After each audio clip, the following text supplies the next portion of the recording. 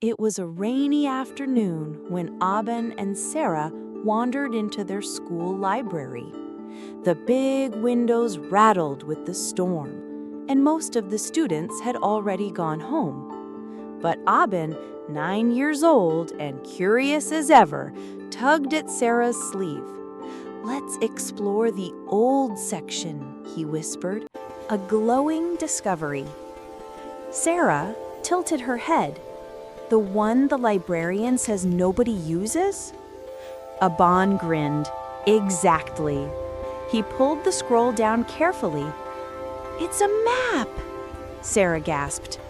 The parchment was yellow and cracked. And then, as if the storm outside had woken it up, the map began to glow. "Aaban, it's shining!" Before either could say another word, the library around them melted away. When the light faded, Aaban and Sarah were standing under a blazing sun. Enormous pyramids rose before them. "Where are we?" Sarah whispered. A tall man with a linen robe and a kind smile approached. "Welcome, children. I am Imhotep, builder for the pharaoh. You've stepped into the land of Kemet, what you call Egypt." Imhotep guided them to watch workers fit stones together perfectly. "We build with skill and patience.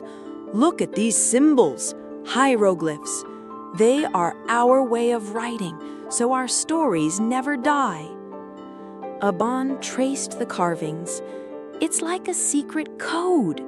Imhotep led them outside as night began to fall.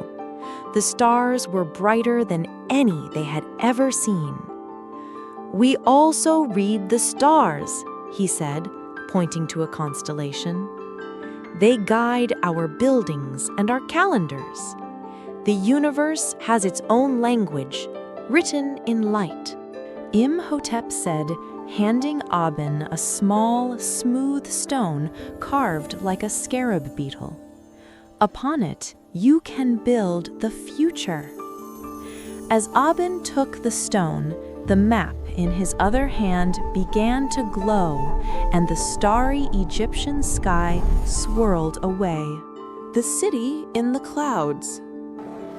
The desert heat was replaced by a gentle, warm breeze. They found themselves on a marble pathway, surrounded by grand white buildings with tall columns.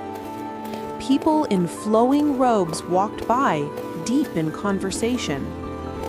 "It looks like a city in the clouds," Sarah said in awe. An old man with a long white beard sat on a stone bench. He beckoned them closer. "You seem lost, young travelers. I am Socrates. Here in Athens, we seek knowledge not in stone, but in questions. What do you wonder about?" Aaban thought for a moment. "How can we know what is true?" Socrates smiled. "By asking, by questioning everything you see and hear. That is how wisdom grows." Sarah tugged on Aaban's shirt. "He's like a teacher, but his classroom is the whole city." Socrates gestured to a younger man writing on a wax tablet nearby. "This is my student Plato. He writes down our conversations so the questions can live forever." Sarah asked, "But what if people don't agree on the answers?" Socrates' smile widened. "That is the beauty of a question. It creates conversation, and in conversation we find wisdom together." Just then, the map began to hum. The scent of marble and olives was replaced by spices and parchment. They stood in a grand courtyard with a fountain. Arched doorways led to rooms filled with scholars reading enormous books. "Wow, whispered Aaban. "It's like the biggest library in the world." A man with a kind face and a tidy turban approached them. "Welcome to the House of Wisdom in Baghdad. I am Al-Khwarizmi. Here we gather knowledge from all cultures and translate it into a single language, Arabic." He led them to a table where he was working with strange new symbols. "I have developed a system I call Al-Jabr, or algebra. It is a tool, a key. With it, you can solve problems from the price of bread to the movement of the stars." He showed Sarah how the numbers could be balanced like a scale.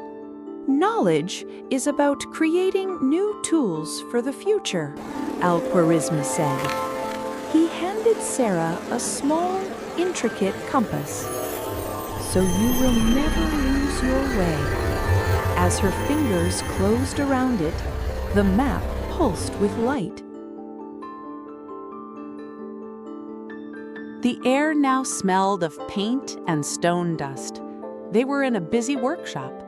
Sunlight streamed through a high window, illuminating sketches of wings, gears, and muscles tacked to the walls. "This place is messy and wonderful," Sarah giggled. A man with a long beard and a twinkle in his eye turned from a large painting. "Ciao, I am Leonardo da Vinci. You have arrived in Florence in a time of rebirth." He gestured around the room. "A time for art, for science, and for invention." Leonardo showed them his sketchbook, filled with detailed drawings of plants, animals, and machines. "To know the world, you must observe it," he explained. "Art and science are not separate. They are two sides of the same coin, both seeking to understand the beauty of creation." Aaban pointed to a large wooden contraption with wings. "Could a person really fly?" he asked. Leonardo winked.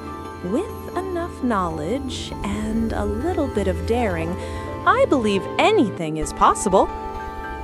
As he spoke, the map in Aaban's hand shone for the last time, its light warm and golden.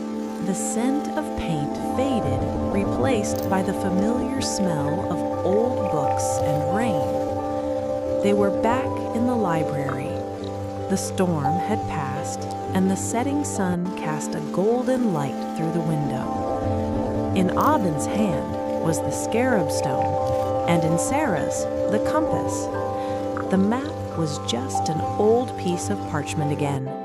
They looked at the rows of books around them with new eyes. Each one was a map. Each one held a different kind of knowledge, a different piece of the puzzle. They didn't need a magic map to have an adventure.